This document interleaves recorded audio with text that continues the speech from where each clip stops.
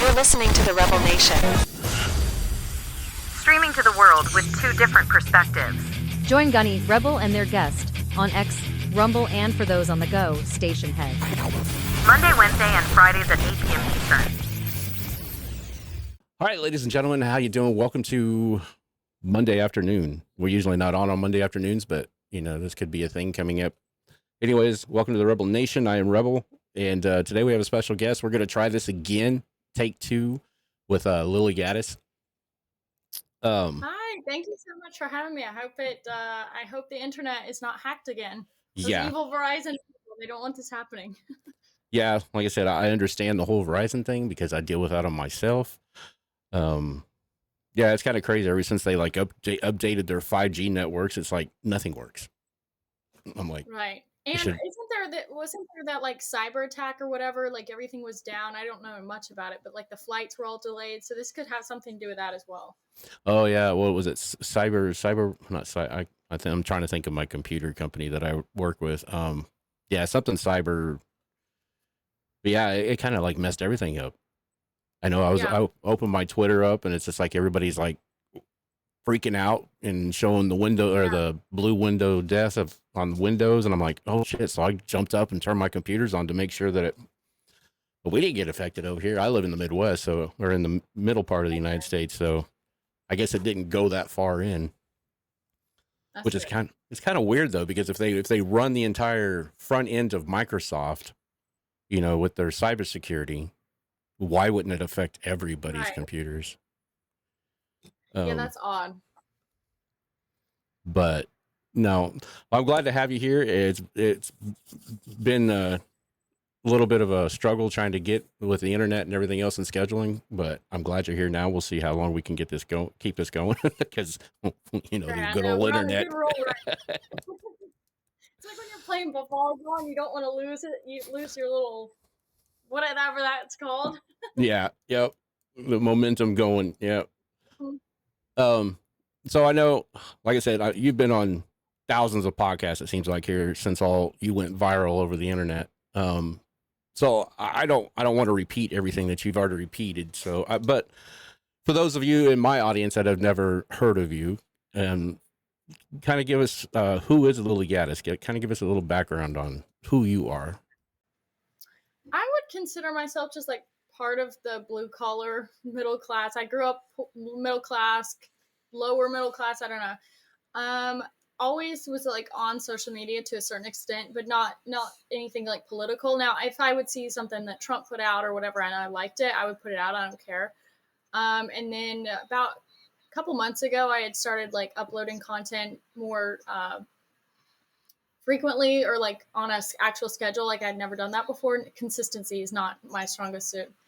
And they were usually I was like done. I was done with the PC stuff because, you know, you always kind of self-censor to a certain extent. You're like, well, I won't address that, or I won't say this and that because it might piss people off and it might get me banned, as I've been banned a million times and everything. But I had made a couple videos. I made one that went really viral, pissed a lot of the nerds off and the anime crowd off.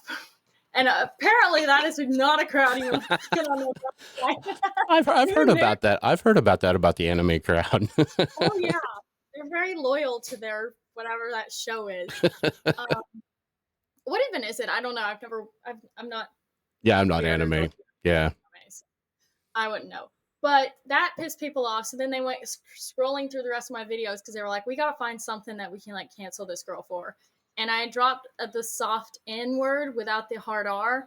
I don't know if I can say that on here, but yeah, I accidentally dropped that. I didn't even intend to say that. Like I've seen all these videos of people like analyzing it, like, oh, she had selectively set up the chicken she was going to marinate just so that she could put in the N word, just so she could go viral. I'm like, I posted that weeks ago, or like a couple videos before, and nobody had a problem with it, like no normal person should. And but the anime crowd, they really had a problem. So they found the N-word and they struck gold. So they went to town on that. They got the black community involved. They, when black Twitter's after you got real problems as well. So yeah, thanks to them, thanks to the anime, thanks to all the nerds in this world, they blew me up. against my own will, but it happened. So here we are. Yeah. It's your fault, anime people. Well, it's kind of crazy how the internet will do that to you. I mean, like the social construct. I mean, like I said, I'm old enough to. The internet wasn't even around when I was a kid. Right. The internet. In 97 or whatever when it came out, I was like 23, 24, 25, something Right. like that. So it was one of those things, you're like your parents, back, like my grandparents and stuff like that back in the days of the 50s and 60s rock and roll. Oh, that music will just a fad. It'll go away. So that's what we thought about the internet too. It was just a fad. It will go Right. away. But now here we are, more technology and technologically advanced than we've ever been, since the microwave oven, I would think. Right.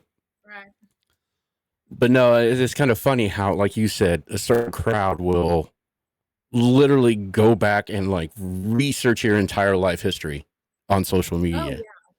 Oh Eh, yeah. But the So thing, yeah, that's crazy.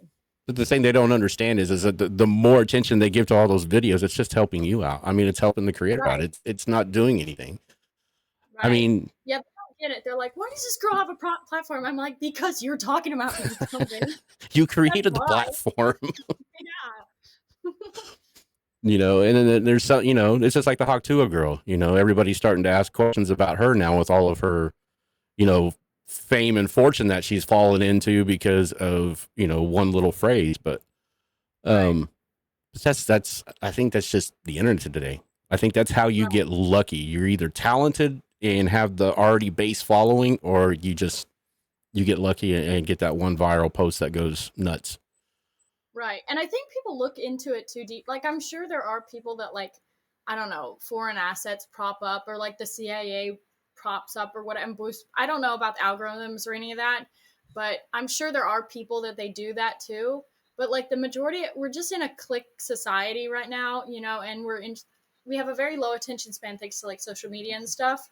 So I think when you see something that's like interesting and fun, it blows up really quick. Now people get bored of it and they move on to the next thing, but I don't think it's that deep. I think it's just people are bored and they want something interesting. And like the Hawk Tuah girl, like luckily for her, she got famous for not doing anything like controversial. Yeah. Like where I'm the opposite. Like I'll never be able to like make money off this because I'm branded like the racist. Like advertise companies don't want to be aligned with somebody who's not even that I'm racist. I'm not even racist. The funny thing is, Yeah. even despite Black Twitter's best attempts, but yeah, the way the society is now, you get labeled like that and whatever. But she was smart about it. I think she like hired a manager as soon as this happened and started like, putting out products and whatever. But I don't know. It's just how the internet works.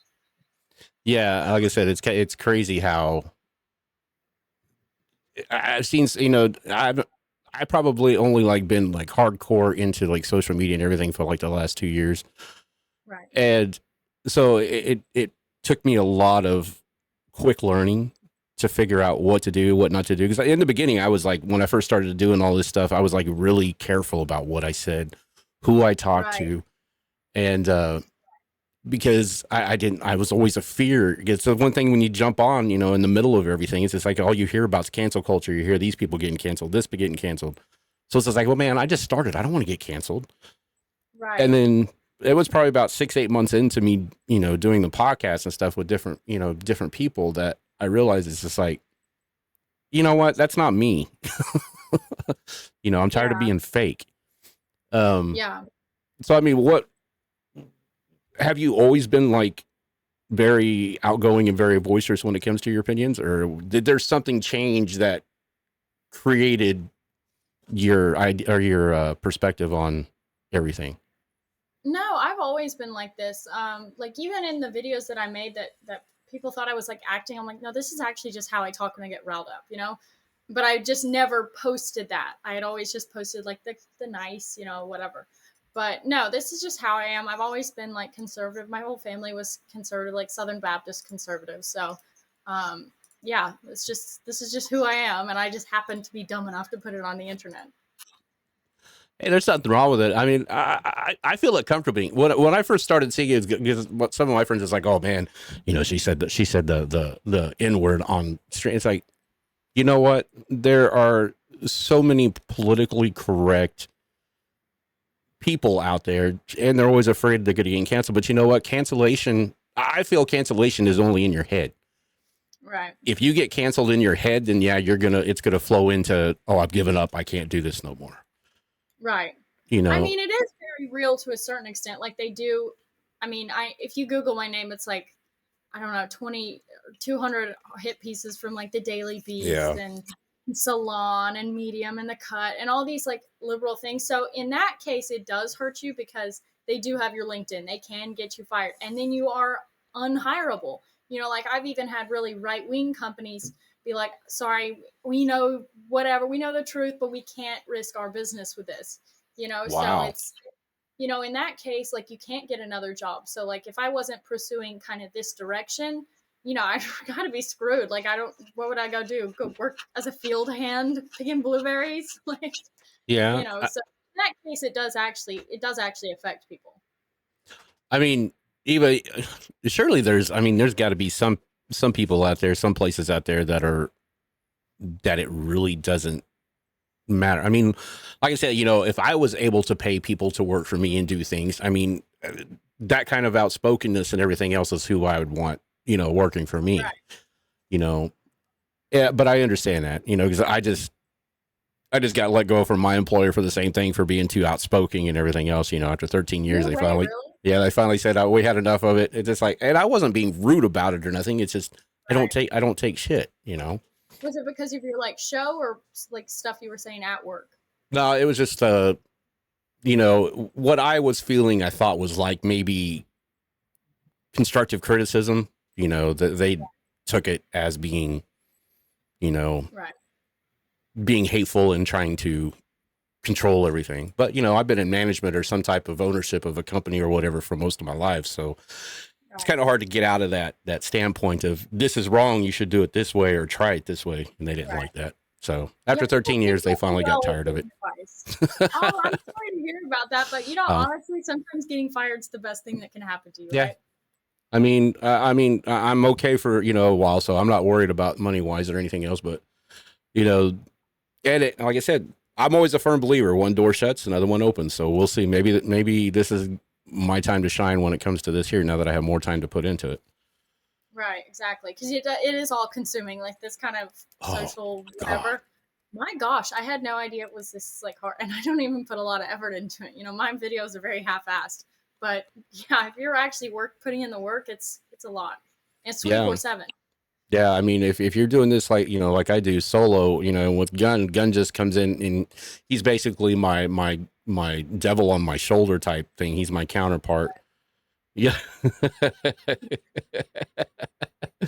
Ooh, I heard it on Well, if he turned his camera back on, I'd turn him into the scene. There he goes. But no, like I said, yeah, I agree. Being a one-man show doing podcasts, I've seen so many people coming out like, oh, I'm going to start a podcast. I'm going to start a podcast. It's like, unless you have somebody like the Hawk Tuah girl that's got a PR team and something else, to get behind you to do it. Yeah. Right. Try looking at about 2 years of trying to even get close enough to, unless, you already have the material ready to go. I mean, it took me about 2 years to get my stuff going, which is crazy. Right. And it's so like oversaturated too. Like everybody's got a podcast now, so it's really hard to actually stand out, I know 4 years ago when I started talking to content creators, like, game streamers and stuff like that, that's how I got my start. And then I jumped into the political realm. This realm right here is very hard to get into. Right. I mean, but, well, welcome in, Gun. I'm glad you woke up. Wow. Got things to do when I was Lilly, my wife is sick with cancer at the moment, so I gotta give her like Ozempic shots and stuff like that. I do apologize for being late. That's fine. I've been we were watching a having. lot more of your videos, and I had the general first reaction from that first video of what he was talking about is like, whoa. But I've been watching all the other videos, and I really don't got any. I mean, at the same time, a very critically thinking person, right? I don't live in your country, so I don't know Right. exactly all the facets of the. I live in Canada, so I hear like I hear what's going on up here. Like I've always considered I'm kind of like the Joker in the movie The Batman, where it's like I'm good with chaos, because like I Yeah. know that the upper hand, like the people on the upper tier, are fucking shit up anyway. So Oh yeah. In every country, like there's no country that's not corrupt. Oh no, no. no, they're all corrupt. They're all corrupt. I mean, as long as I'm paying taxes, they're gonna be corrupt as hell. Yeah. Like Yeah. uh, the only difference is we deal with things way differently than your country deals with things. Like if we're upset with our prime minister, we throw pies in their face. We don't try to. But I think it's also our prime I minister is actually also like that like approach better. We need to start it's doing a that. lot more humiliating throwing a pie in somebody's face than like trying to off them, kind of thing. Right, Yeah. that's true. You We're can't way take more away that. dramatic with Yeah, you can't take the pie cream and the video and the focus. Like Jean Chrétien will never ever get away with getting a pie in the face and then grabbing one of his constituents by the throat. right. Didn't we do that to Bill Gates though? I saw this video, like it's that famous video of somebody pieing Bill Gates with this. I think that was in I England believe City. so. Yeah, Yeah. So probably. maybe Yeah. we're borrowing some of your tactics. Well, it's just like I always tell Gunn. It's just like because we argue the way I kind of like we kind of like teach each other about our government, how it works, and everything else. Uh, so I sit there and tell him, it's like when I watch Parliament, argue, it's almost like watching a Monty Python scene. It's really comical, it's really boisterous, it's really theatrical. And then when you Right. see ours, it's just like name calling and name throwing and just. I mean, you could. It's almost like they all get together and write the script before they go into the show. At least Ours it's are entertaining. Like, theatrical. if you watch Pakistanis in their parliament and they're throwing chairs and knocking over tables, like that's fun to watch. I See, yeah. kind of wish we would do that here. That to me, seeing politicians do that shows that they're actually wanting change. Like You they're actually they're can, they're yeah. so they're like vigorous about what they're wanting to hear. Up Right. here in Canada, what we have is, I mean, we've got a lot of charters. We got a charter of rights. We don't have the constitution like you guys. We do have a constitution, but our rights are stemmed off of that constitution. So then we have the Charter of Okay. Rights. We have, for instance, like counterpart to him, you guys got freedom of speech. We don't have freedom of speech. We have what's known as freedom of expression.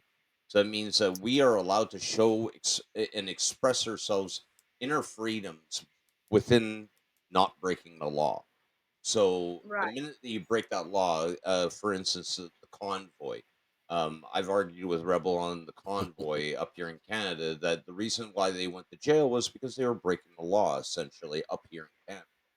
So the fact that Right. they were breaking the law, he had the right, may have been a little bit like extreme, but he had the right to enact the emergency clause up here in Canada to get them to go to work because it was causing uh what they wanted was like a lacking economy, like there was no back and forth with supplies and stuff like that, but it had a Right. lot to do with the policies. Like we had the NAFTA deal, which Trump was backing out of, and he wanted the new the minute he backed out of that deal, us Canadians knew, hey, he's trying to make more money off of us.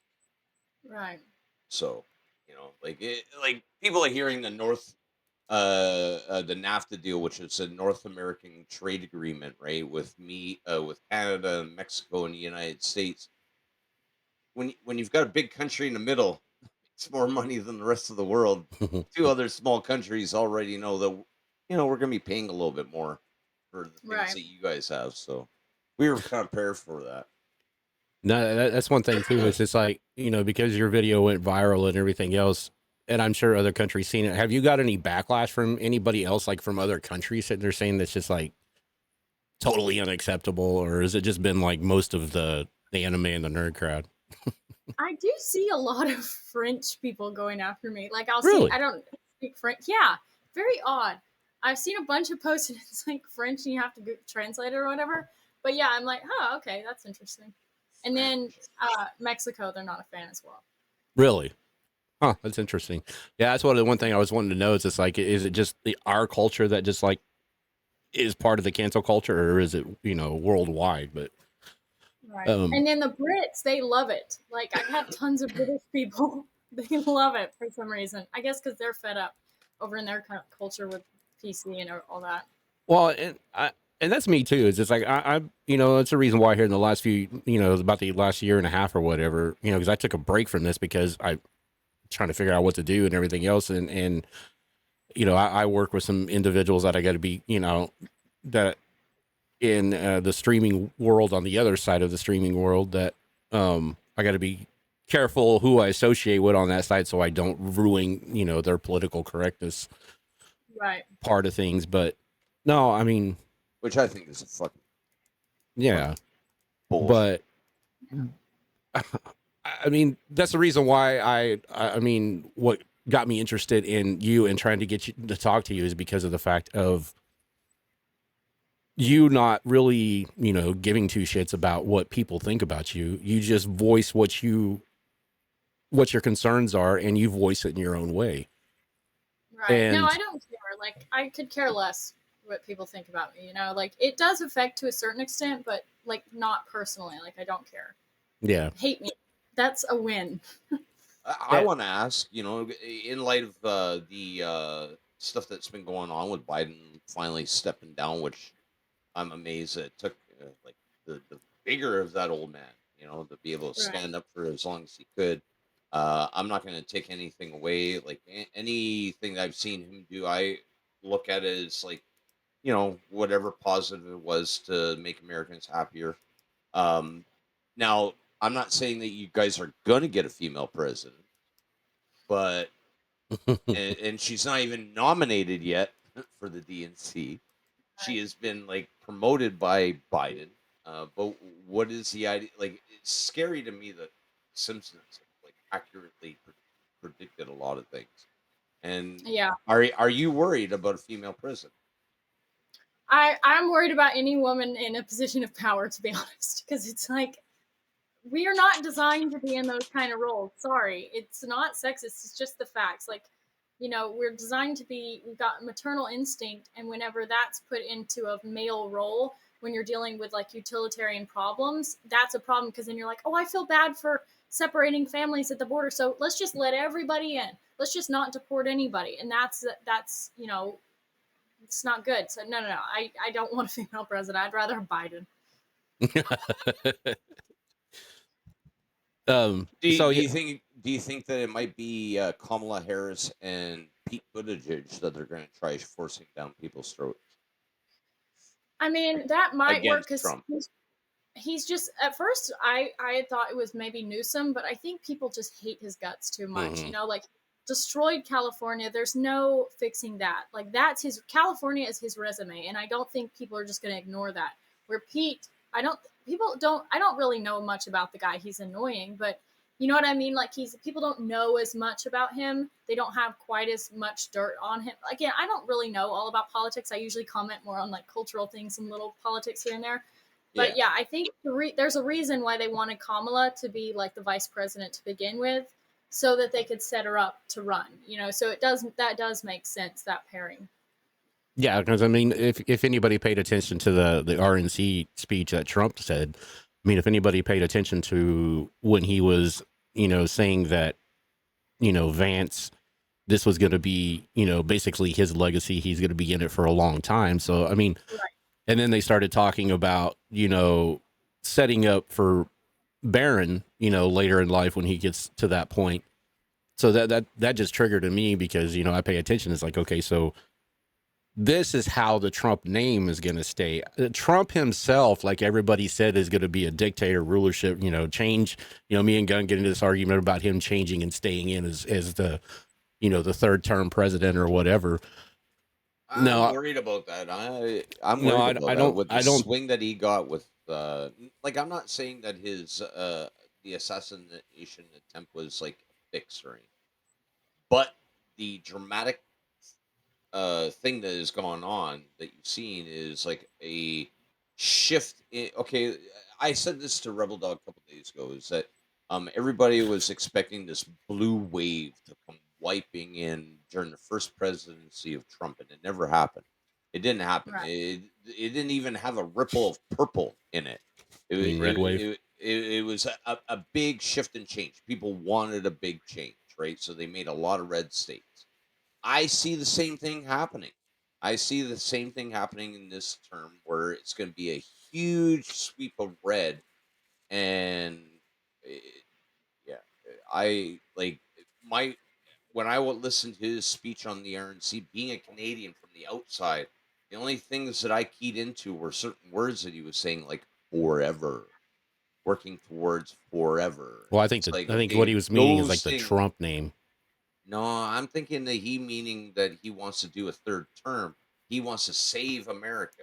So he's going to do everything in his power not to concede the next election or make the workings so that he doesn't have to worry about conceding the next election after this one. That's what my worry is. And then you guys will be socialists just like us Canadians, apparently. You'll have a No, I prime. mean, Yeah. at this point, I definitely like. I'm open to anything. Everything's corrupt. Everyone's corrupt. Like we all have our questions and criticisms of Trump too. Like I like Trump, but you never know. You just got. And I think the American people just have to keep their eyes peeled and not so, honed in on one person and like we're backing this guy no matter what. I think that is important to have free thinkers. To where you can analyze if something happened. But again, I'm open to anything. But let's hope that's not the case. I don't. Culturally, what do you think is ruined society in the sense? Please let me. So that's what I think it It's is. yeah. Well, wait, what was the question again? Culturally, what do you think has ruined society? And like we obviously can see a different trend from like when we were teenagers to what we're like. Me personally, I game.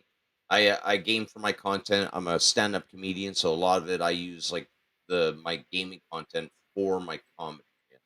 And Right. so when it comes to that, I hear the different generations. You hear like the 40-year-olds trying to act like an 18-year-old. You hear the 18-year-olds trying to act like a 40-year-old. So Yeah. my question is, do you think that it's the media or the shove of social media, like the head down syndrome is like I call it. Like when I go on a bus Yeah. to work, all I see is heads down. There's no socializing anymore. Right. I think that's a big part. I definitely think it's the way the kids are raised. I think the fact that for generations kids have been raised in the system, the school system, which is inundated with the propaganda. Now they've got all these trans books, all the LGBTQ material in the schools. They really do. It's crazy how indoctrinated these teachers are, and half of these teachers they use that as an opportunity to, since they don't want to have kids themselves, they're going to take yours, and they do that by indoctrinating them and oh, you're gay, you're trans, or whatever. And that's what we've noticed recently. But I think when kids are raised at home with other siblings, you don't have time to be exploring who am I really. You'll get your ass kicked like that. Like your siblings are not going to put up with that. They keep you in line. So a lot of people make fun of me for making talking about like high schoolers and how their experience led into how they lead societies, when they grow up. But I think how you're raised is a big deal. I think if you're raised at home and you're not getting spoon fed this propaganda from the time that you're a child. I mean, people put their kids in like pre-K. So these are like not even toddlers yet, and they're in there learning this. So if we want to fix the country, I think if we want to fix the culture, we got to keep kids out of the system because if that's what's rotting everybody. I mean, I was homeschooled for half of my time because we were traveling around a lot, and then I finished off at like a Christian school, so I didn't know much about all of that. But when I got to college, it hit me like crazy. Like every professor hates conservatives, and they're very vocal about it. Like there's no keeping that out of the class. So if that's an example of higher education, it's got to be the same way in the schools. So you said that at college, because I always wondered that, because I did a lot of my colleges online and stuff like that, and the little time I did in school training, we were in a highly conservative area, so most of our teachers were all conservative. But some of these bigger schools like UCLA, like Stanford, and all of them, they are very heavily liberal organized, Right. and like Harvard and all that, you can tell that that's where most of the Democratic Party always says they come from school, is from those places. Right. I mean, so talking about education, with if when Trump gets elected and everything comes into play, and he's wanting to disband the Department of Education. I mean, do you think that's a good thing? I mean, me personally, I think something needs to be done. But do you think disbanding it is a good idea? Oh yeah, 100%. I mean, it's not like they're doing any favors anyway. We're like last. What are we? I can't remember the exact numbers, but we're doing pretty bad in math. I Like mean, I'm a test expat 24 myself. or something like that, 34. Yeah, Yeah. really bad. Everything needs to be privatized, and then it'll be higher quality again. Like the schools. Again, if we could incentivize mothers being able to stay home and educate their own kids instead of having to have them. And I get it. Like people are poor. Everybody can't afford a private school, a tutor, to whatever. But if we can try to put in laws in place that can be the way kids are educated, that's so much better. Yeah, I can see that's one thing I always, because my wife is a teacher, and so that's one thing that we talk about is, if there's a way, if we're spending, let's say like online colleges, the minimum to go for an online course is like $1,600, and that's at a Yeah. no-name school, Right. per credit, so, and I can understand why so many people rack up $60,000-$70,000 in college debt. I mean, I'm at I think 59,000 with my college debt. I don't know if I'm part of that deferment program or not, but Right. but the fact of the matter is, it's like $1,600 a credit. So if the government is helping pay for that on top of everything else, those teachers that are in there, and the federal funding that they put into these schools that really are not teaching our kids anything, because I mean, the school system in general is still operating off of an 1897 setup. Right. Still operating off of the Rockefeller and the Rothschild setups, to where you're Yeah. creating workers instead of actually critical thinking. And I think that's what the big problem with this, what we're seeing in the last few years, is I think everybody's waking up. They're actually realizing they have a mind of their own. Mm-hmm.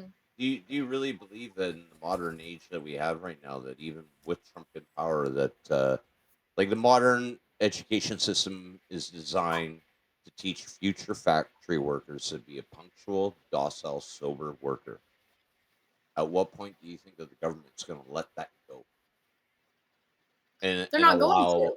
No, but that's what I'm trying to get at is, like, I don't see even Trump himself turning around and saying, "Hey, you know what? You can teach your kids at home, and we will give you subsidies so that you can do that." When it's like a centralized system, even up here in Canada, where we're teaching our kids, it's like the governments are seeding out the disabilities and mental disabilities of our kids, where like you go through a centralized system, and then all of a sudden your son's got ADHD, ADD.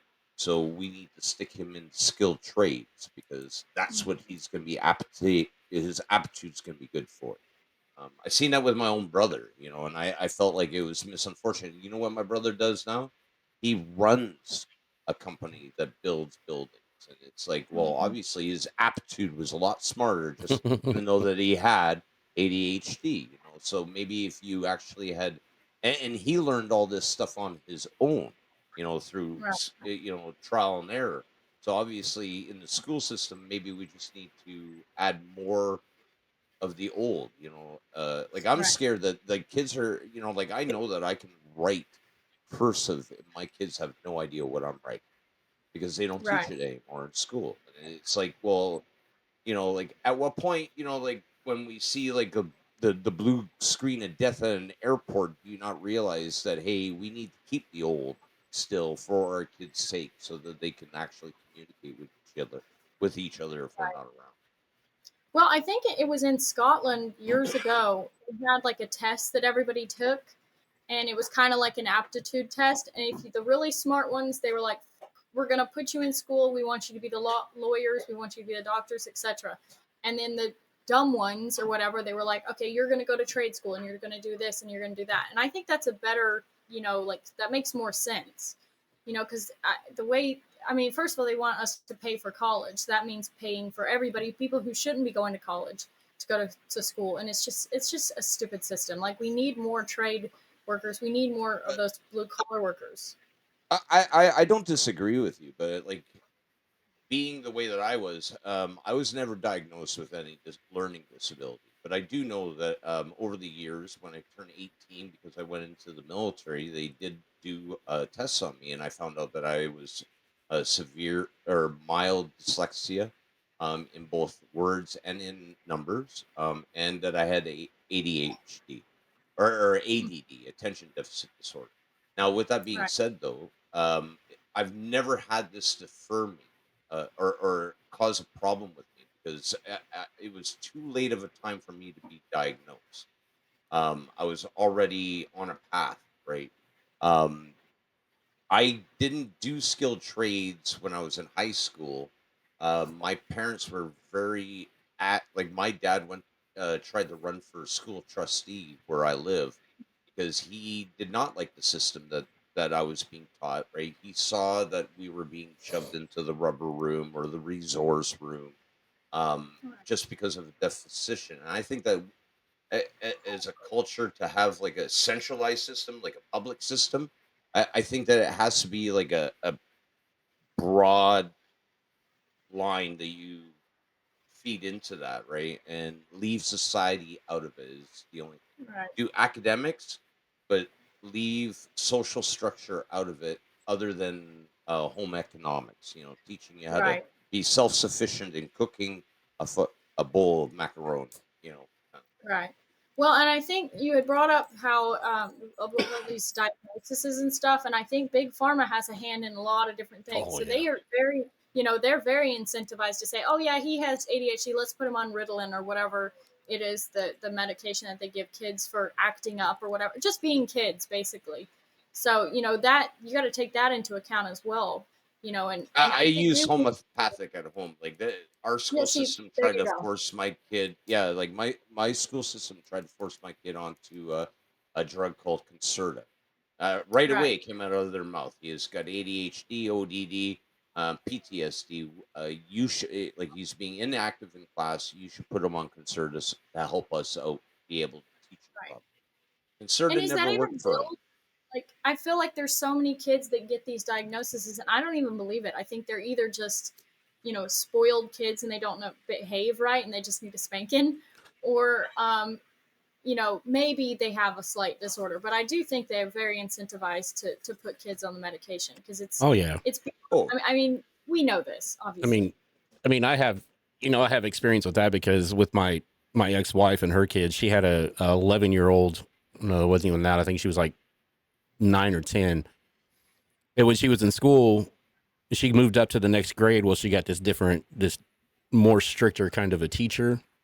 Right. And she sent her home, like, I think it was like in the third week of school, sitting there saying that she needed to go seen by a doctor, because, she thinks she has ADHD and all this stuff, or, Right. So my wife sit there and at the time she goes, I'm not taking her to a doctor for that. So she called the family doctor and asked him. He goes, no. He goes, what you need to do is she's probably bored. That means that the teacher's lesson plan is probably boring her. So she's Right. losing interest, so, and I can contest to that. Right. I was so bored through school, and everything else. I got good grades when it came to like testing and everything else, but I was just never at school because it was boring. Right. So the doctor told her, he goes, what you do? He goes, get a hold of the nurse and tell her what you're doing. Tell him this is like my unofficial prescription. Send a 6-pack of Coca-Cola with her to school.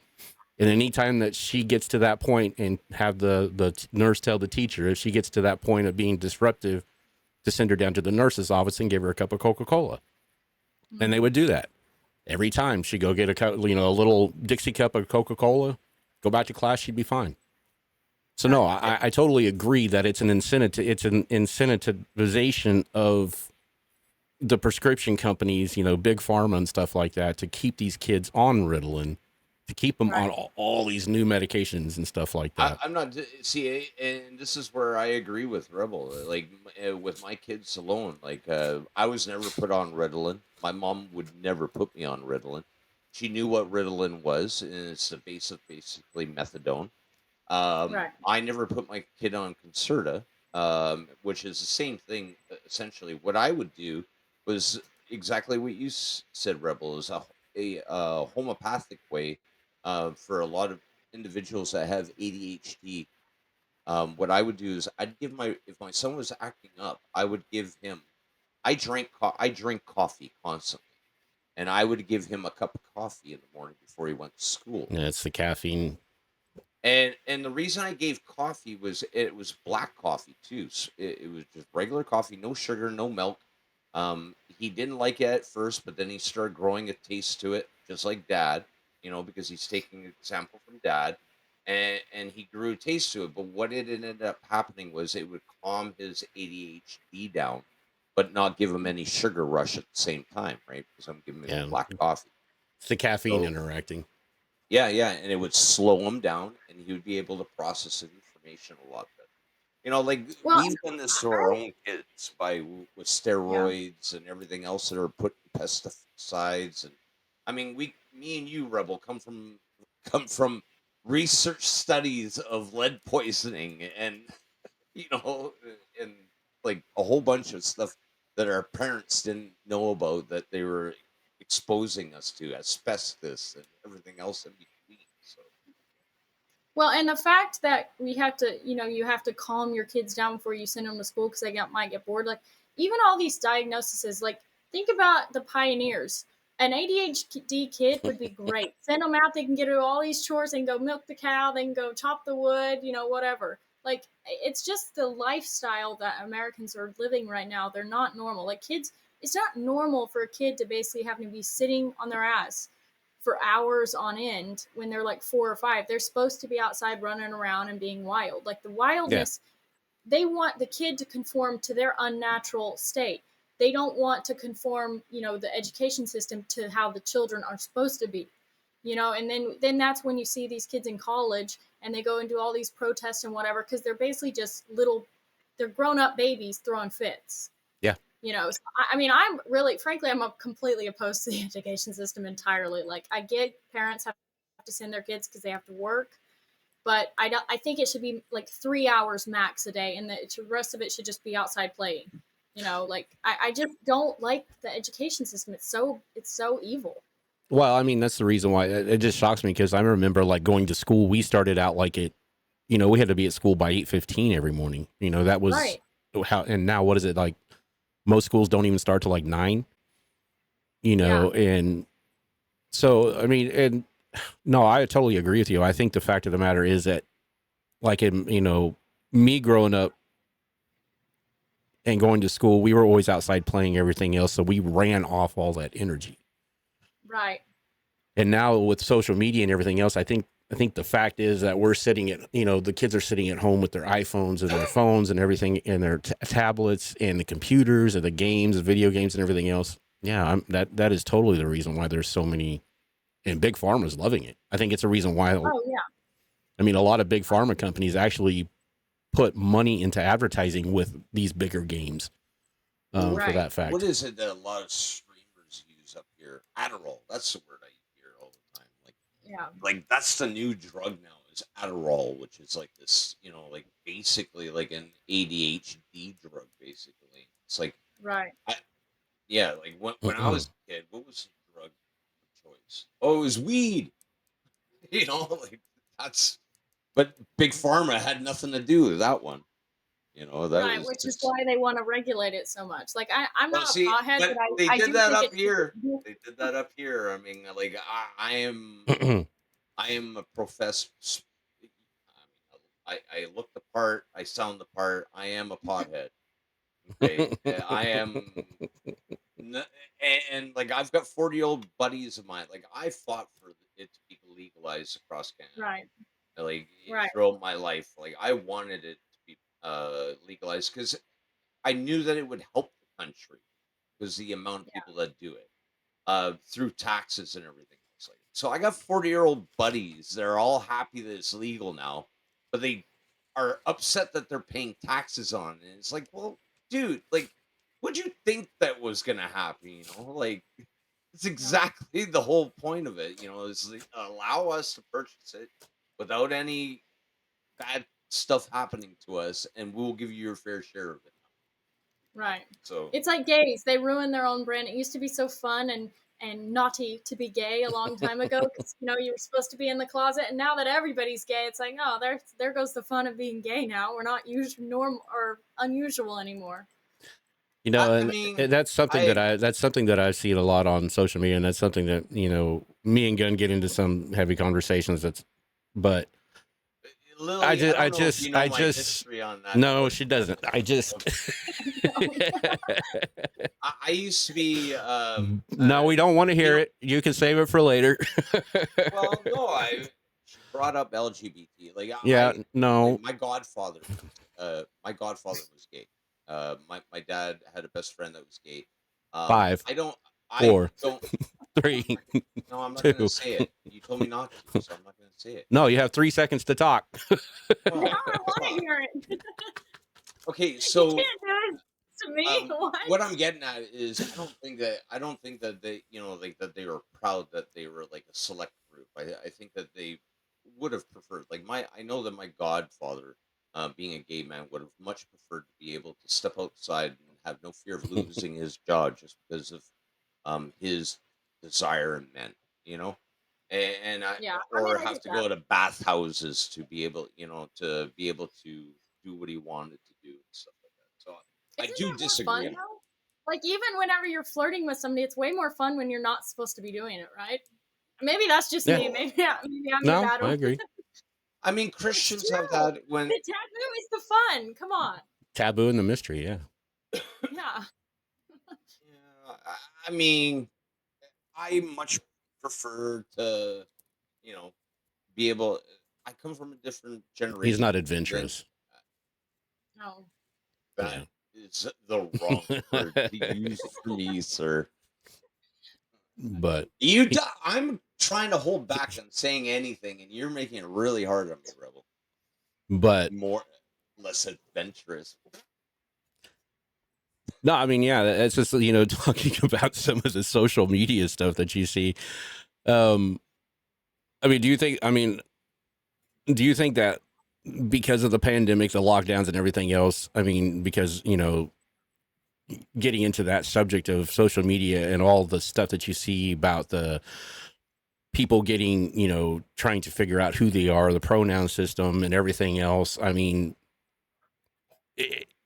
I don't know. It just feels like that was just like a stem from being bored, being locked Right. down, and that's all you had to do. And they found all these social trends.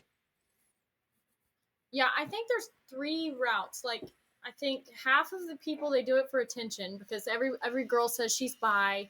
Oh, I'm so unique. I'm bi. I'm into okay, sure. Everybody's bi. That's just for attention. Or even these people, the guys that'll like do no effort and they'll slap on some lipstick and then they're trans all of a sudden. No, that's for attention. So there's the attention whores. And then the second sect of people is like, they're trendy. They'll do whatever. They're the people who climb up on these tall buildings for a YouTube video. Those crazy like stunt people. That's a Yeah. trend. They see that, whatever. And then I think there's the ones like, the Alex Jones, they're turning frogs gay. I really do believe that. The fluoride in the water and all this stuff is hurting like the hormone levels. So I think that could even be, contributing to why you see more guys and girls leaning into the maybe I'm gay or whatever. So I think those are the three ways that I look at it. But I mean, talking about that, talking about seeing the men and the women, the men turning into women and the women turning into men. Why do you think it is that there's more men wanting to be women than there are women wanting to be men? Maybe because like women have been not fetishized, but like, it's always a painting of a beautiful Greek goddess or whatever.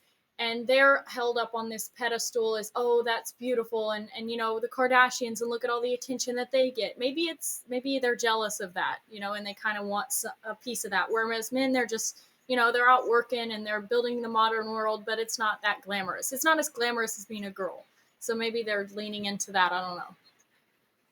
But, I do agree with you. I think a lot of it has to do with the trend of the time. Because if you've noticed social media, it's kind of like it's still there, but it's not like the top of the topics anymore on YouTube, Right. and it's on TikTok and everything. That the algorithm has moved past it and is Right. grabbing onto the next trend.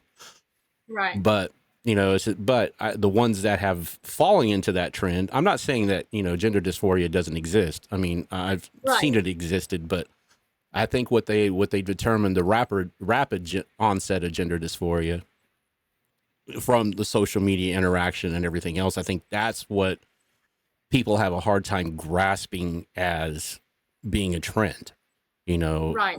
because you're seeing all these people that have, started to do the transformation and then end up a couple years later realizing, oh shit, that's not what.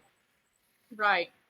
Well, yeah, I think it's mostly a trend. Like, who's that Brittany Griner? Yeah. That the tall basketball dude. Yeah. Now he's knocked up a girl, and they're like, he wants to be called Pops, So come on, that was obviously a trend. Well, and in his case, it was very advantageous because when you're a guy pretending to be a girl, you can really dominate those women's sports. So, in that case, it worked well for him. He got a lot of media buzz about it. He got to now he's a champion where before he was a nobody in sports. So, it's very advantageous for people who are just low-lifey enough to go in that route. Yeah, and like I said, I think a lot of that has to do with being bored, and plus, social media attracts, me and Gunn have talked about this before, and I've talked with other people, and I found out firsthand too with a lot of things is there's that point in time of a child's life or a teenager's life to where, their hormones are raging, everything else is changing in their body. They're on that fence of which side to go on. And I think that's a reason why a lot of people, like with the education system and everything else, are trying to like manipulate them into thinking that at that point in time. I mean, bring it, I mean, I don't think you're Mormon, but if you're Mormon, I'm sorry, but I'm going to bring this up. The Mormon church is the same way. The Mormon church is the same way. They go after, kids within that age frame. That's my experience. I had experience with that with my ex-wife and her son. He was 14 and he started hanging out with this Mormon kid, which is no big deal. The kid was great, but started going to church with him and everything else. And then all of a sudden turned around and he was like, wanting us to meet the guy's or the kid's dad and everything else. He was wanting to explain the Mormon church. And I already knew about it, and I flat out said no. That's not my belief system. So I know they try to attract, and just by the fact of the matter that I see this on social media, and that's the outlet that these kids are getting, and that's the dopamine hit that these kids are getting, that it's leading more and more into that. But I think now, like I said, I think since the algorithms changed, in social media and has grabbed onto the political thing, because now you're seeing more kids fighting for political reasons that they have no idea what they're fighting for. Right. Well, it's one of those things, like the government has their pets. First, it was like the blacks and BLM and all that. That was their little pet that they were propping up. And all you saw everywhere was BLM, and they were protecting the rioters. And, they can go out and protest without masks, but you better not go out and protest without a mask if you're MAGA or whatever. And then it was like the LGBTQ, and that was like the, cause of the day. But that's kind of waning, and now I feel like it's immigrants or illegals and foreign wars, that's their new baby right now. So and you see the students follow whatever the trend is. Everybody was posting the black square, and then everybody was posting their pride, whatever, but now it's all about whatever foreign war it is, and the illegals. So I think it's just the government's pets, and they've kicked out the old pets. They're bored with them. Yeah, exactly. Because I believe propaganda is spread through social media. I mean, it's no different than Vietnam. I mean, it's just like Hanoi Hannah. That's what her job was to make all these recordings and to, they played it constantly, through the squares and everything else over loudspeakers 24/7. Right. You know Well, and that. they control it. I mean, look at the Yeah, people who run social media. It's Mark Zuckerberg, even though he's pretending to be all MAGA now. Like, yeah, I yeah, seen yeah, that. right. Nobody's buying that shit. But it's I Mark can Zuckerberg, only even Elon. I don't really trust him that much either, to be honest. No, I he's can done a only lot of s- flip flopping here lately. I can only speak for myself in the way that I was raised by my own parents, and my parents were very open, very open. If I mention how open sometimes my parents were on certain things, a lot, even my own kids think that my parents should be canceled. But at the same time with that, it gave me the philosophy in my head all the time that I am quoting Eminem here. I am whatever I say I am. You know, if I wasn't, Mm. kind of thing. And it's like, I think taking that away from people in groups, right? I just listened to you turn around and say that Mormons will direct their stuff to younger kids, but Hmm. then like everybody's like, and that's wrong. But then people are still like, Oh, at I didn't what say it point? was wrong. I At was what just saying that point that was what when they we're did. telling our kids that, like, like, you'll understand this when you grow up? Well, like, the only way that they're going to grow up is by starting to understand the things that are going on in society, and whether or not people think that it's a trend that's going on when they're looking down or saying that they're bi and stuff like that. Could that just be so that they feel comfortable in their own skin amongst other people that say the same thing? Right. Well, people are followers. They want a leader. I think that's why everybody rallied around Trump, because they're like, we need somebody to help us out because we don't know what to do. Like normal people, what are we supposed to do?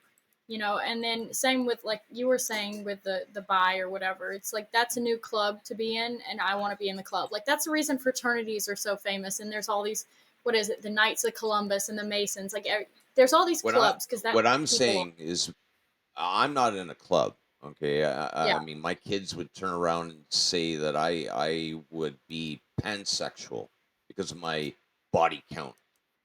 But with being pansexual, to me, that word pansexual is your categorical fucking word describing, to make yourself comfortable in describing who I am.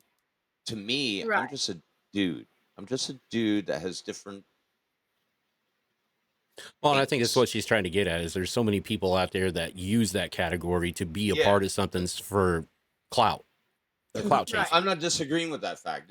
I'm just showing the difference in the generational, because I come from the generation where those words were just being created. The millennials were taking those words and adding it. Like, I already had my experiences. I knew who I was as a person, but then now you're naming it basically without Yeah.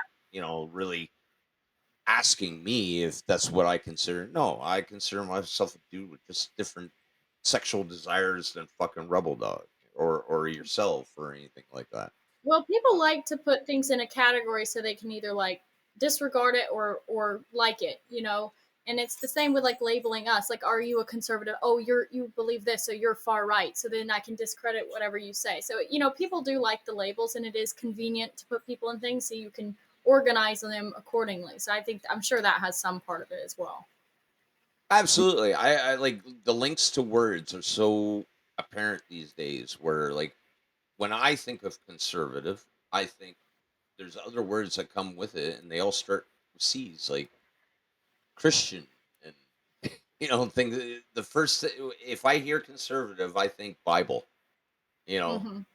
uh, or Bible Belt, but that's the way that I was raised by my own parents. My parents were very German, so they had their own beliefs. Like the Santa Claus that you see in the malls, that wasn't my Santa Claus. I never saw that Santa Claus. I never took a picture with that Santa Claus. I never sat on that Santa Claus's lap, because my parents were like, "That's not Santa Claus. We have the Vinus man." The Vinus man was a priest that carried sticks, and Hmm. if you're a bad kid, you got a bundle of sticks rather than toys. So, like, the comparisons are just, So as a kid, like, I'm looking at everybody going, "You took a picture with Santa Claus? What?" Yeah. I mean, it's just one of those things. Like people like to do what everybody else is doing, and that's the thing. I don't think I ever grew up with Santa Claus. That was never like a thing. Very un-American of me. No, Mine was only like 2 years, I think. I mean, from what I can remember, because my dad passed away when I was a young age, so it's just like when my dad passed away, it's just like everything shifted in my life. To become into where basically, out of a baby out of 10 kids, I became an only child. Right. But I mean, it's not un-American to not want to follow the Koch brothers. 'Cause they're the ones that created Santa Claus. yeah, because Santa Claus was an advertising ploy created back in the 20s. You are in your own rights. Especially in your own country, you guys got freedom of Sorry, rights. kids. So, your family He's not real. obviously, definitely believe that Christmas is about Jesus Christ. So, Mhm. Well, the Well, whole it's a way to undermine that. Make it like even Easter with the whole Easter bunny. Make it all about this and that, and not about what it's actually formed around. So it could be even a more devious plot to undermine and get Christianity out of society than we even think of it as. yeah, because I mean, it's just like like Santa Claus, the Easter Bunny. The reason why the reason why I don't know if you know the history of Santa Claus and Coca-Cola. The reason why Coca-Cola created the Santa Claus we know, the Jolly Red Fat Man, is because they were losing sales in the wintertime. So they were trying to figure out how to get sales up in the wintertime. So they created Santa Claus. They basically created the whole thing we know now as Christmas. Wow, I didn't know that. That's good marketing. Yeah. Yeah. It was one of the best. That's why they call it the best marketing, scheme out there, is because they based it off, they based it off the idea of, the German, well, I can't remember, Chris Kringle or whatever, who was over there in Germany that used to give, presents and everything. I mean, there's a storyline behind it, but yeah, the Jolly Fat Man we see, it was an advertising ploy by Coca-Cola. Like I said, sorry kids, and the Easter Bunny's the same way. I just got through, or I've got it on save to finish watching it, but I watch these documentaries on this thing, and I'm watching the one about the Easter Bunny, and it's the same thing. Right. It's more marketing. It creates marketing for food. It creates marketing for buy Easter baskets. I mean, hell, people even get Easter gifts. Oh yeah. I've seen parents give out. They buy their kids like elaborate gifts for Easter, and it's like, what? Yeah. So they get three gifts giving seasons a year. They get their birthday, Easter, and Christmas. Come on. I I'm see glad I was raised poor because I never had to. Yeah. I'm not used to having to give out that many gifts. Exactly. I, I I was lucky to do get something on my birthday. Yeah, I I do know. see it. I do see a big shift in the cultural state of like both of our countries. I really do. Lately, what I've been watching in the past 10 years is uh, up here in Canada. We used to do the Lord's Prayer in school. We used to sing the national anthem, or stand for the national anthem. You didn't have to sing for it, but we used to do the Lord's Prayer. It's been removed out, and it seems to me like Christian society, I'll say Christian society over alternative society, are always having this battle with each other of like, well, you're telling me this is wrong. uh what's that? How is that your right to tell me that this is wrong? And now it's the alternative society doing it back to Christianity now, and there's a fight going in between it. Like it's like abortion and everything else has been like changed, where it's like non-Christian. Like for me, as being a non-Christian, I'm spiritual. I believe that what I do in society to other humans directly has an adverse effect on me if I'm doing it wrong. And so with Mhm. that being said, like I'm not really not like I'm non-Christian in the sense I don't believe that there's a greater being. I believe that we're all supposed to be that greater being together. And so, with that being said, when it comes to like Christians, or conservatives taking the ability of my daughter, for instance, being able to have an abortion, she's been like um, and I'm saying this, Rebel, because up here that's what the fight is that even if she is like been assaulted, that she can't do anything about it. I think that that's not the right of any group to decide, really. Like I think that if the government's and science is providing us the ability to allow women to be older to have children with IVF, um, the stigma of this young woman having to sit at home and pop babies out because that's what she's born to do, it's not like a viable thought in my head. Well, I Especially don't with see that too as technologies. comparable because IVF is creating a child versus the abortion is killing a child.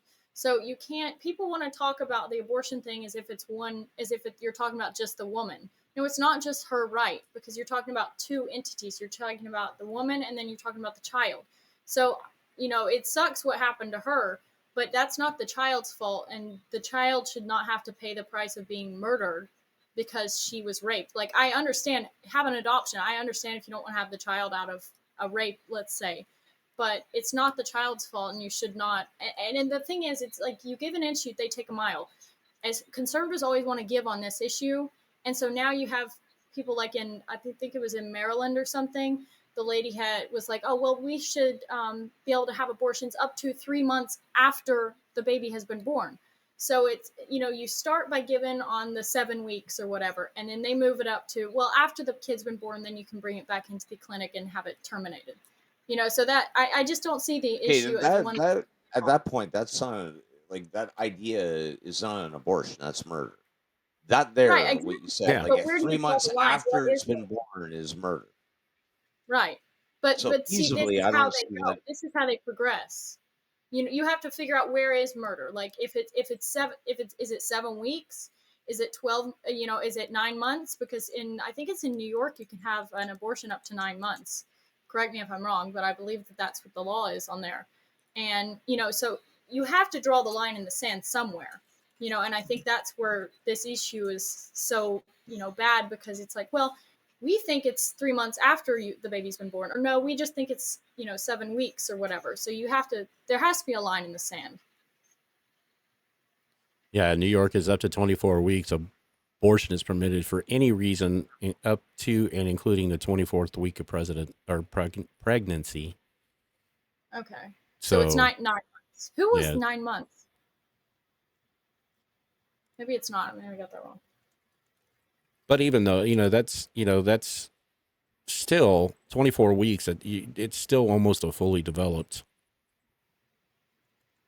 I mean, not a fully developed, but I mean, Like it's I'm already. not disagreeing that like the idea of killing a life is wrong. It is wrong.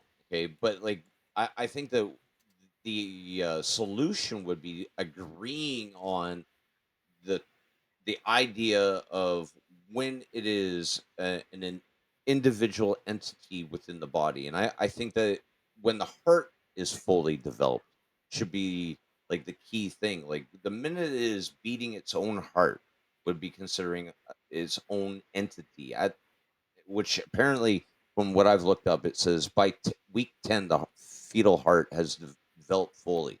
I think that, say they turn around and say, okay, like no matter what, 9 weeks. If you go past 9 weeks, you're murdering. What's wrong with that? What's Right. wrong with coming to like a consensus, basically?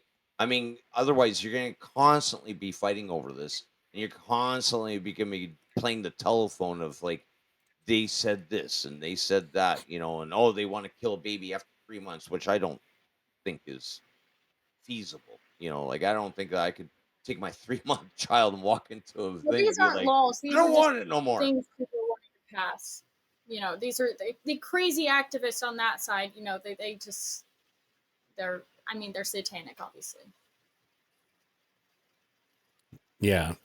No, I mean, yeah, I mean, I'm kind of, I don't know. Abortion's one of those things. It's just like, one, I don't know enough about the laws behind them. I mean, in a morality standpoint, yeah, I think abortion would probably, I don't know. It's just one of those things I really don't have a precise yes or no on, because I really don't know. I've never really paid much attention to it, because I'm not going to lie, because I'm a man. It's something a man doesn't really most men don't really pay attention to, get fully Right. invested in, because of the fact, and I'm not trying to like say all men, but I'm just saying it's just not something that I have like put a lot of thought into. Sorry. I mean, it's And, just, and I It's one also of want to those things. state, There's tons of people who talk about everything. Like people get mad at me because I don't talk about the J question enough. And I'm like, I just don't know about it. I'm not really interested in that. Like I'll talk about other things, but I just don't know much about it, so I'm not really going to weigh in. There's enough influencers that's talking that to death. yeah. Same with can, the can I abortion thing. can I also state that like being a husband of a woman that's going through a lot with her bodily functions down that area, um, she's got growths and everything else. So when a woman goes in for a D&C, is that not? And women can go on it for a D&C for a multitude of reasons. Is that not the same as an abortion? What is a DNC? Sorry, I should know this, It, but I don't know what that it's a is. cleaning. It's a cleaning of your uteral wall if you have like growths in it. Like when you go into a hospital, if they notice that you've got like an over an abundance of uteral wall that's going to cause you from having babies Oh, or anything else like that. It is a foreign object that goes up into your system, and it's literally cleaning out things. My wife has to go for one, dealing with the cancer she has. They found a growth in her uterus, so she has to go for one. Um, that in itself, on a regular basis, women have to do this. In itself, is a process that would be considered on the realms of an abortion. And but are No, dealing you because with really? Is it's there a baby? post. in most cases, there are still not stillborn babies, but what you would call ovarian births. Where a woman is having a baby, but it hasn't made it through its fallopian tubes, which is detrimental to a woman. It kill Yeah, a but the woman. DNC is usually used like after anything has happened. That's what they use Right, to go. absolutely, but it's still a cleaning process that Yeah, a but woman has to there's go through that is provided by the government that would not be provided for if those laws were changed. yeah, but yeah, that's something that's like a post thing. That's a lot of women go through that for different reasons, like you said. And why haven't men had any medical procedures done to them? What do you mean? Like, well, I mean, What's a women have hysterectomy? abortion. Or not a What hysterectomy, but a vasectomy is not covered vasectomy. under public under government. Up here it is. I mean, because like, but I can only get a vasectomy at the age of 35. If I go in Oh, prior we're to not 35, regulated like that. yeah, prior to 35, if I go in to go and get a vasectomy, I'm told that I am too young to get a vasectomy because I may not have enough kids in the world, basically. So Yeah. I have to wait until I'm 35 to be able to go in and get a vasectomy. But what if it was a national thing that men at a certain age had to get a vasectomy? Why isn't that ever been thought of? But it's always like, Well, it's two different things. It's one is killing another person, and one is preventing you from making new people. So I think it's kind of comparing apples and oranges. Like you can't make a law that forces guys to go in and get a vasectomy because that's only impacting them. But it makes sense if you're making. That's why we have like the Department of Social Services to try to protect kids from abusive households or whatever. Like that. oh, but The but the abortion laws are benefits all to of try to having a protect the regulated unborn. the benefits of having a regulated vasectomy clause in government would be a great thing, wouldn't it? Because then you wouldn't have single mothers, you wouldn't have children that have no fathers, right? Because we're Well, regulating the ability of men from impregnating women that they're not going to take care of. But then you're also like, how are we yeah, going to continue humanity? If everybody because did that, humanity would die. Like, Well, I you mean, vet you them. know, if look you, at You what vet was them. it? Look at Japan. Japan had that clause to where a woman could only have up to what 2 kids per household. Well, I'm Now saying that now they've taken that clause out because of the fact of their population growth has deteriorated so much that it's either Japan or China. I can't remember which one did it, but one of those two countries did it to where. But now they've taken it out because they don't have the population anymore. They don't have right. people coming up. They don't have enough people to run factories. They don't have enough people working in the workforce. They don't have enough people in the military because there wasn't enough kids to bring up into that. So yeah, making it mandatory for a male to get a vasectomy at 35, no. Well, you And vet by the them, way, they're right? getting You the vet girls them. knocked up before they're 35. Half of these Yeah, unplugged pregnancies are happening way Well, before they're that's how exactly. you 35. vet them. That's how you vet them to continue on with society, right? So what you do is you get that kid at 18 years old to join the military. If he does not get anybody overseas pregnant, then he is disqualified from getting vasectomy at 35. You know, like you've been a good boy. Mm, So yeah. you can continue propagating because you're obviously going to get married and have one woman. You've proven that. Talking So about yeah. socialism now. Yeah, anytime the government steps in to try to fix something, it breaks everything else. So no thanks. No, But well, I don't want that's the my whole government to point raise on like stupid taking away boys. abortion rights. That's my whole point on taking abortion They're rights. bad boys. but yeah, no, I agree with her. It's just like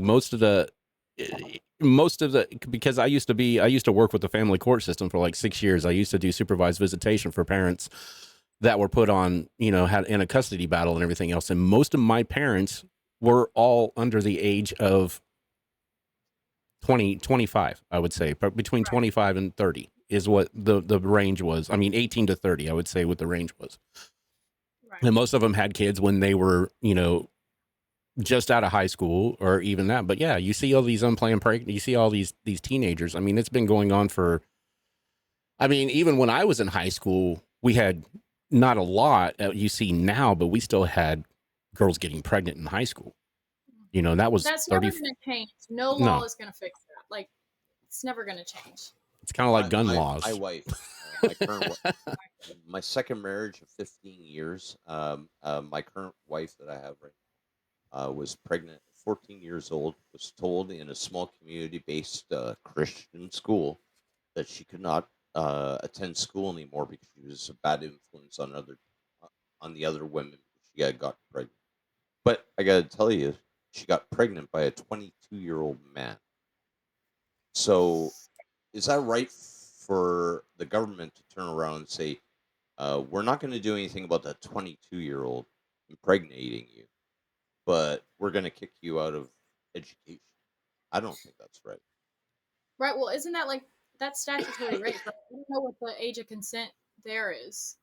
16 in most, 16? Right. which Well, I then think I think that you're not an adult at 16 years old. You're an adult at 18. I think that the age that they're going off of is outdated Oh yeah, it's completely. just like most of ours I are. think that we've been talking about young girls and like we're a society that has technology that has allowed us to like slow aging processes down, stuff like that. So why are we still talking about young girls being like the pinnacle of society and maintaining society when we have technologies that are allowing us to do it at an older age? I'm 50 years old and I know that I can still raise a child. If any of my kids decided that or passed on, I know that I can raise my grandchild. I know that I could raise my own child if it was able for my 4-year-old wife to be able to have a child, um, and make Well, sure that that child, even after my death, was provided for and still being educated on and having an open mind. And everything. right. So I why mean, are I we don't still think I think talking it's about good. sticking this Yeah. young woman in a house? Saying, hey, Well, especially because it's I come from the better. era of military being when I was in the military, they just started allowing women into the barracks. Now, back in Oh my boy. time, when the first immediate thing in my head was like, this is not going to go well. And now we have sexual harassment cases uh, from back then being brought up now, where women are going, hey, like, you guys didn't educate those men well enough for us to be in those barracks. And rightfully so, like we should have had the education. Now people are getting upset that we have to go through all these policy seminars and everything else in our like in our jobs and all that. Well, that's because of that. Like we integrated, because women can do just as well in the military than men can. Probably far more. I was in the military for 4.5 years. I met a lot of women that were in the military that could outdo me on everything. Yeah. Everything. I mean, I would have to go. Didn't I, they mean, have I to would say lower the probably like 1 out of 10. requirements or something? What's that? Yeah. Didn't they have to like lower the requirements for the fitness tests No, and stuff? Like not up here in they didn't. Canada. I don't know about Here the they did. United States, but up here in Canada, they never lowered the requirement. Yeah, law enforcement has a lower requirement for women. Actually, some of the ones have actually just dropped the requirement down to the woman Yeah, but standard because that way they is can't say is they're that being not a favoritism. man? Are those not man policies because they are looking at what they believe Oh, to be yeah, an I'm not going to argue inferior that. thing? So are those policies not directed by men, looking at what they consider an inferior? So well, it's a woman, right? They got boobs, they've got like internal things that happen. So we need to lower these things, but in actuality, probably did. So I saw a lot of women do the same training that I had to do, go through the same stuff in my battle school, and deal with the exact same But training. did they just make the requirements standardization for women and they just No, didn't human bother rights. No, human rights up telling here you in that it was a Canada. woman standard instead of a man standard? No, human rights up here did that. Human rights up here did that. What happened was when human rights were integrated in the military, that was when my NCO, my non-commissioned officer, the sergeant, the PPCLI sergeant yelling in my face, telling me to get down and do 50. Human rights made it so that if he told me to do 50, he had to do 50 in front with me, right? That is all that changed up here in Canada for the military wise, was that if you were commanding me to do something, then you better be able to do it as well. That's it. But Yeah. women got trained. I had a But lieutenant that was of my platoon that was a female, and she could run the 15-kilometer. She could do the 50 push-ups. She could do the 25 sit-ups. She could do the 30 chin-ups that I couldn't do as a man. But I think it's beyond that. Like there's a lot of like I was raised with I had tons of friends who were athletes and stuff. I lifeguarded at the beach for years and stuff. So we can do the fitness aspect. But when you think about war, when you think of like D-Day or whatever, and you're having to carry, a guy on your back for I don't know, 20 miles or something like that. Yeah, the women can do the sprints, they can jump over the whatever cuz that's a mapped, that's a fitness test. Women can do fitness, they can do CrossFit, but I just don't see them as doing as well as men on the actual battlefield. Fitness tests aside, I don't see a. I mean, even when we would have to do the trainings to like pull somebody up out of the beach and they'd be limp in the wetsuit or whatever, us girls, and I was one of the top girls there, we were sitting here struggling to get the guy dragged up to the beach and past the flags where the guys would have him up there in a minute. And we were all in shape. We all did the same drills. I was out there leading the pack with the guys. But when it comes down to the actual, to it, and that's not like shitting on, like I love women. I'm not shitting. I'm not one of these weird girls that like hate on women. You know what I mean? Like yeah, that's their whole. I'm not like that, but I can see reality, and reality is men are simply stronger. They're denser bone mass and whatever. And in the real life situation, another thing is the guys are going, their natural instinct is to protect the women. So if you have women in war or female police officers or whatever, the guy officers now, they have two things to worry about: the perp that they're trying to take down and making sure that they're female. I think we even saw that in the Secret Service, like with the assassination attempt. yeah. There were some of the guys that were like trying to protect even the female Secret Service officer, and that's another instinct that's coming in play, and it's just very But disruptive in my opinion. But that I want to say that being on the professional side, being in the military, that is a mindset of the individual. That is not a mindset Right, of a military training. Military training and police officer training is done by a group basis, right? So right, you have a buddy system, right? You are all that buddy system. right. So any man that is protecting a woman within that buddy system is doing it on an individual basis of finding out, feeling that that woman is inferior to him.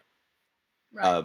The, I like would. How long is training? How long is boot camp? That's like a couple months long or something. that's Like 3 months it's long. 16 Up weeks down here, here now. yeah, up here Okay. it's 3 months, and then when you go to battle school, it's 6 months after that.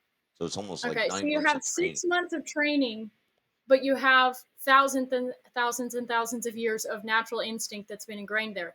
That 6 months of training is not taking away that instinct. That instinct is there to stay, and that's why you see that almost every time with these, female police officers, females in the military. I just don't think it's a good idea. Plus, I don't want drafted. So let the record stand. I'm against it. I mean, so that's just it. That's the reason why, talking about the draft, it's the reason why, and I know your time's limited, but it's so the reason why, like the draft, it's the reason why men are required to enlist in the draft at age of 18, or to sign up for it. I mean, when you sign up for selective service, you're signing up for the draft. Right. So, and that's the reason why that they don't require women to do it. For one, because another reason why is because the women, they need to have somebody at the home front, still keeping the home front. And I'm not trying to be sexist or misogynist or anything else, but that's the whole idea behind why men are required to or sign up for selective service at 18 and not women. For that fact, because so that somebody can stay home and keep the family structure intact. Why whoever, and it's vice versa. If the female wants to join the military and go out and fight, there is a lot of career husband and wives in the military, but a lot of those you don't see, they don't have a family yet either. Right. Well, so somebody has to stay at home. Somebody has to have kids, or there's no continuing humanity. Even like in World War II, as the women that was running the factories to make sure that we had the ammunition and make all the stuff, like somebody has to stay home. If you draft it, I think drafting the women's is a really stupid idea. But thanks, feminists. Yeah, the whole feminist movement, it's a whole nother conversation. I do want to state one thing though, is it's like everybody's like, oh, feminist is great, but you know what? When Reagan created basically the law of that, when he was governor of California, he always says that's one of his biggest mistakes is supporting that. Right. So that was always crazy to hear that part. But you're talking about that, like marriage, as we wind down, talking about like the marriage and everything else. So a lot of this stuff, like in Project 2025 and Agenda 47, one of the things that are in there is like no fault divorces and stuff like that. I mean, and that's one thing too that, part of the whole Reagan era created the no fault divorce.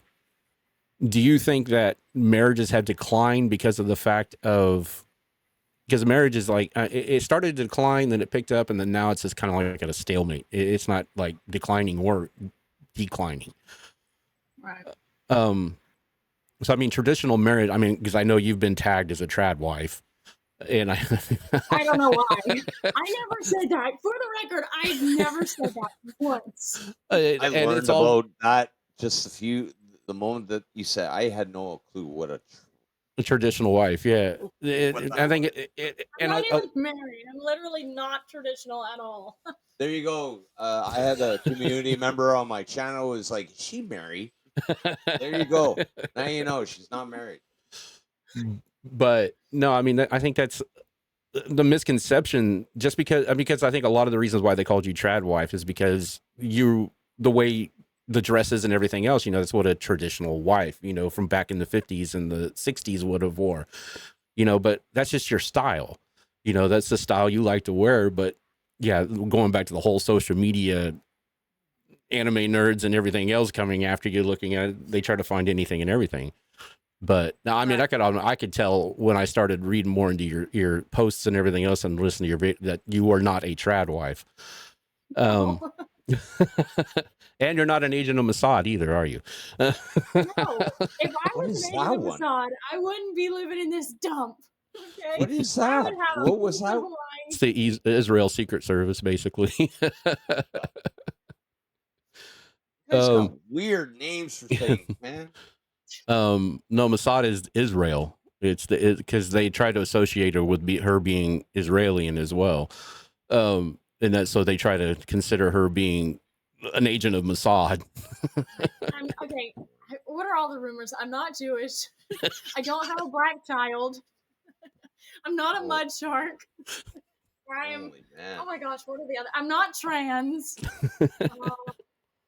Literally, cannot people understand that social media is like you remember when if your mom was a gossip, right? And it's just like that little circle of women that would like my mom was a gossip. So she would the minute she heard bad news, she'd be calling her friend. And then they would go along. That's what social media Yeah, is. social media is the telephone game of the new generation. Yeah, man. It's so weird. And it's Like, not even based in anything. They just like come up with something. Though I they guess it's a look at testament you to and who- they go, Yeah. "Oh, that's her. That's her. Yeah. She's probably this. Yeah, let's write that down." This Oh is yeah, what she they probably is. pointed out that one because they saw a little Israel flag in the back of her background, and they like zoomed in onto it and circled By it the and way, everything. it was a joke. I was in the house after the AFPAC with a bunch of people, and they put me up to it. They were like, "Oh, you know what we should do?" Because one of the guys came in and he had all this merch because he'd been selling it, and he had some like little Israeli flags, and I was like, "This is gonna be hilarious." So I set this whole thing up very strategically. They were like, "Oh, just put it somewhere obvious." I was like, "No. If it's obvious, that kills the joke." So I was like, let's just kind of put it somewhere very obscure and see if anybody notices. Oh, that was And like, took boom. Oh yeah, it was amazing. That was like the first. It had nothing to do with whatever she was saying. They were focused in on that flag sitting in her back. I mean, Oh, it was a little flag. It was like those little wavy flags. That's all it was sitting in the background. Well, it was a trap. It was on. Yeah. I intentionally did that and then because I knew that all the people there would be like, "Okay, this was a joke, haha." You all fell for it. It was like a big joke, but people have one-dimensional views. Yeah. Yeah. But like. So I mean, going back to the original question, is like for marriage. Why do you think the marriage decline? I mean, you said yourself isn't married. I mean, but I mean, you have your. I don't want to know your reasoning behind not getting married. I mean, I do want to know the reason why you think people are not getting married like they used to. Is it the fact because of the no default clause, or is it the fact that they see so many, like their parents or whatever? Because I know the generation after mine would have been like the biggest divorce rate there ever was because of the no default clause. Right. I mean, there's a lot of like trauma of kids raised and like they see how it worked out with their parents and they're like, I want nothing to do with that. So that's a little portion of it. I don't think like 18-year-old guys are thinking, well, there's no fault divorce and there's all these laws. I don't think that's their reasoning for not getting married. I think we're in a party culture, not party culture necessarily, but it's like, maturing and growing up is pushed so far. Like before it was out of high school, you started your career, you didn't go to college, you got married, you were a man in high school. And now it's like maybe after you graduate college, maybe once you're 35, you're a man. And so then now I'll settle down. At least for me, people my age the guys aren't interested in like getting married. So I think it's just more of a cultural thing. Like people just aren't interested in it. They're having too much fun. I know like 35-year-old guys in their 30s where you would think, okay, they're ready to get settled down, and they've got their friend group, and they're making decent money now, so they're just enjoying the bachelor life. And then vice versa, girls are the same way. They're not ready to settle down until they're like 25 or something. So I think it's just people just aren't growing up.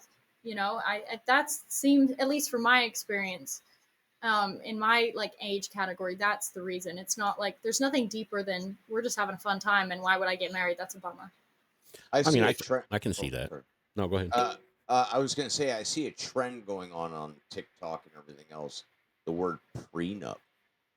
That a lot of the new generation have been talking about prenups. Like that if they would get married, each other would have to sign a prenup.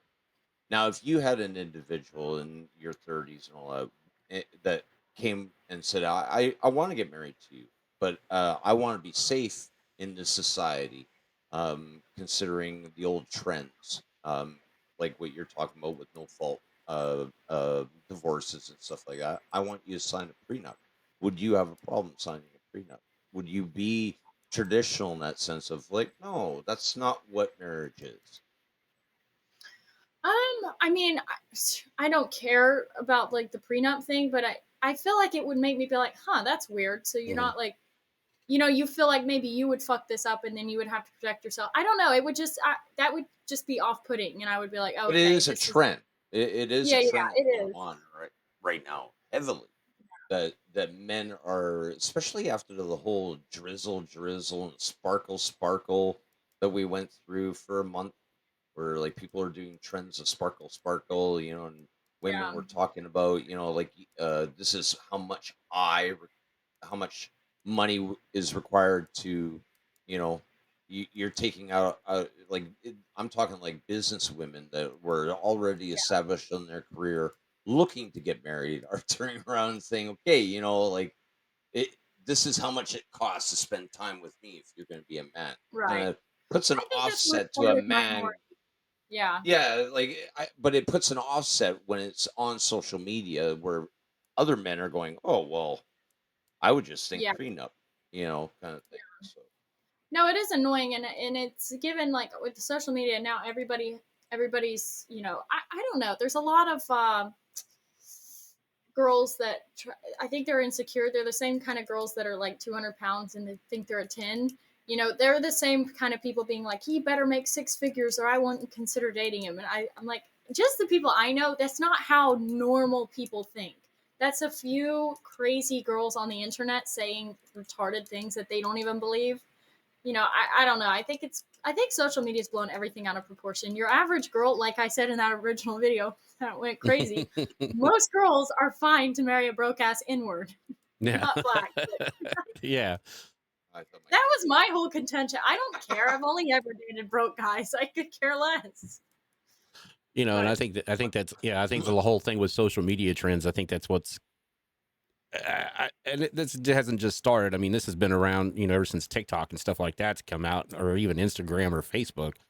I mean, they've yeah, always talked about the whole marriage thing. But no, I agree with you. I think it's the fact of the matter that people are wanting to be more stable instead of just like what, like with my mom and dad, because my mom and dad would be a different generation because they were born in the 20s and the 30s. So they grew up right. differently.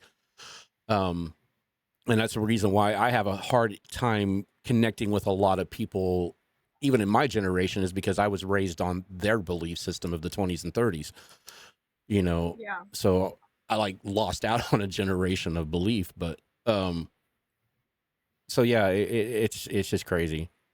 But, well, like I said, I It's just know, a cultural thing. Hopefully, we'll see like a pendulum effect. That's what I'm hoping to see. Like oh everybody yeah. rejecting all this, stupid bullshit and just going back to normalcy and wanting to get married and all that. But yeah, I do have another thing I got to do at 3, Yeah. so I'm gonna have to go here in a minute. Yeah. But I do appreciate you. So closing real quick. What are your plans for the future? Are you going to jump on the podcast scene and start your own podcast? I think you do great on podcasting. I really do. Or maybe Well, even unlike maybe try once for, you a girl, I made the mistake of not hiring a manager, and I have no business. Despite all the accusations of me being Jewish, I know nothing about money, nothing about business. Terrible with that. So I don't know. I'm just kind of winging it right now.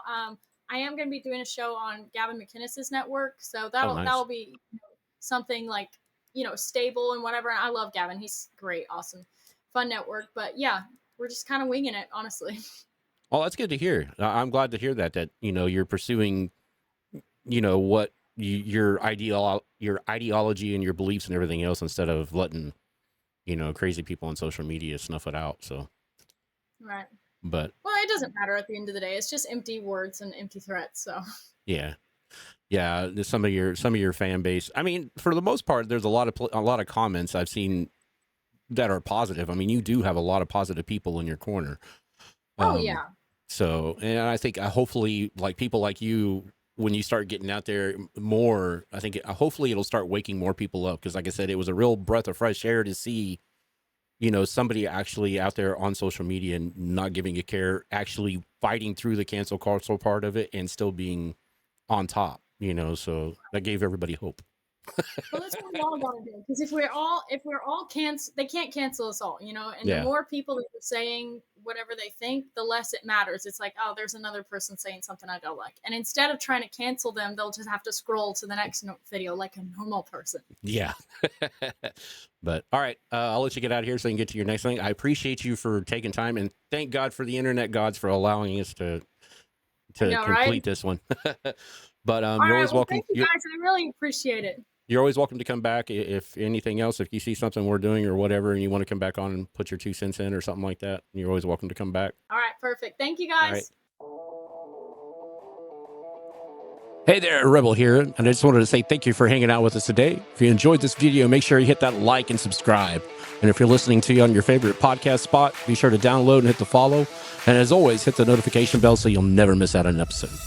But check out all these other videos and awesome people we've talked to. And also, don't forget to drop those comments. Good or bad, we love to see the feedback. Till next time, keep being you, stay fearless, and remember, never take what you see or hear at face value. Research and be a free thinker. Check out Gunny weeknights on Kick and Twitch, and follow the Nation on X. Links will be in the description. Peace out.